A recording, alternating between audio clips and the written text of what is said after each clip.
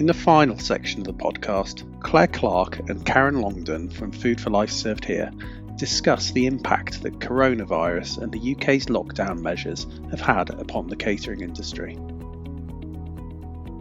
Caterers have been hugely impacted by COVID-19. Schools are running at a much reduced capacity whilst hospitals are working full steam ahead. Workplaces, visitor attractions and university cafes are all closed. I'm with Karen Longdon, National Development Manager at Food for Life. Karen, can you tell us a little bit about how school caterers are coping with COVID-19 and the services that they're offering? Yeah, sure. I think one thing that we found is it's the picture across the country is very much the same. Schools are expecting caterers to meet their demands, and caterers are really rising to the challenge. After the initial closure of schools and then schools opening for key workers, caterers really rallied around to try and do the best they could. We know that a lot of schools have opted for the voucher system, which hasn't been without its problems, and things for caterers change daily. So we know that the majority of caterers are doing a little bit of everything. So they might be providing hot food in a school that's open for key workers, children. They're definitely doing packed lunches. Some are doing hampers and food parcels. Others have hub kitchens whereby schools are coming to pick up food for their key worker children and in free school meals. So there's lots and lots going on out there.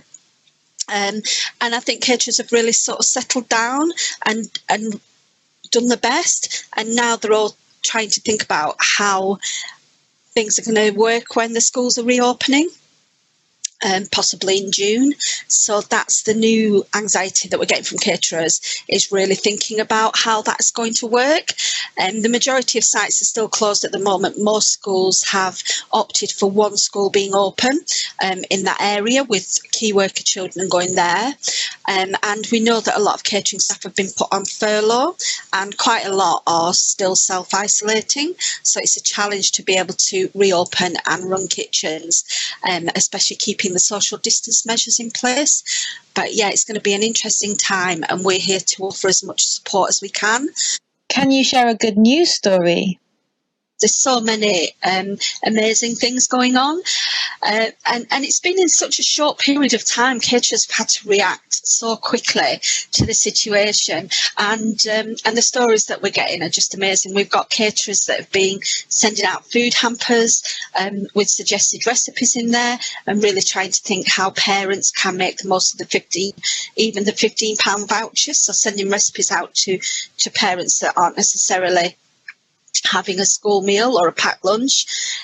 We've also got caterers that have been providing services to schools that aren't within their contract. So we might have private caterers where the contract caterers where the staff have gone on furlough, or an in-house school where the cook can't get in there, and caterers have been stepping up to the mark and providing a service for those. We've got examples of caterers where they've been baking flapjacks for the local hospital and sending them out. So that's really lovely. Just all sorts of really fantastic things going on. It's good to hear. And it's great that cooks and caterers are finally being recognised as key workers. Yes, definitely.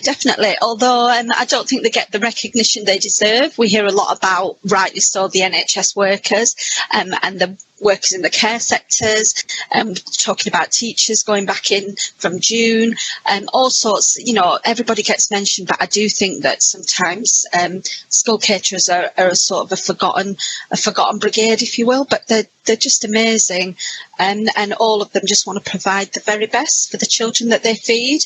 So yeah, I do think it's great that they've been recognised as key workers, but I think that could go further. Yes, certainly. What are the Soil Association doing to support caterers at this time? It's really hard to think of the best way that we can support school cooks and caterers, but we've set up a group on social media that's there as to sort of let cooks and caterers really try and talk to each other and get advice and help from each other, and that's been going really well, with lots of members on there now, and they're all sharing stories, which is great, and supporting each other. We've also looked at how we can meet needs around continuation of the Food for Life Served Here award, and we're getting feedback that from some caterers that they want things to carry on and they want to be recognised, that even in the challenging times they're providing food that meets our standards. So we've developed a process of remote inspections. We've carried out 2 at the moment, and the feedback on them has been really good. So we're working with some caterers now to sort of test and learn around that. And we anticipate that, we won't be doing site visits until at least January with the situation. So it's really important that we get that off the ground, and some school caterers have really stepped up to the mark to help us test those, which is great. Our policy team have been working really hard to ensure that the message coming out is that, schools should use their catering services and get food to those that really need it the most, instead of just opting for the vouchers. And that message has been going out loud and clear. And our policy team on a wider level are really championing school caterers. Tell us a little bit about how people are keeping morale up for staff that are perhaps not working at the moment. A lot of staff have either been furloughed or just aren't working, or self-isolating, or just aren't needed at the moment. We know that where caterers can, they've been doing a rota system so that they're not relying on the same staff all of the time. So that's been working well, I think. But it is really difficult, and we've pulled together a list of, we were asked about online training that's available, and maybe for free. So we've pulled together a list of training that's available, looking at things like allergen and hygiene training, all that can be done online. So we've pulled together a list of that. And we've also had quite a few requests for our Food for Life Served Here training. Some caterers have taken up on that and seen it as an opportunity to develop their staff while they've got some time to actually concentrate on that area. So that's been great. It's really good, and we've got it on special offer at the moment. We launched it sort of at the beginning of this year, and it's been really popular. So we've kept the launch price going for a little bit longer, just to offer some financial support, really.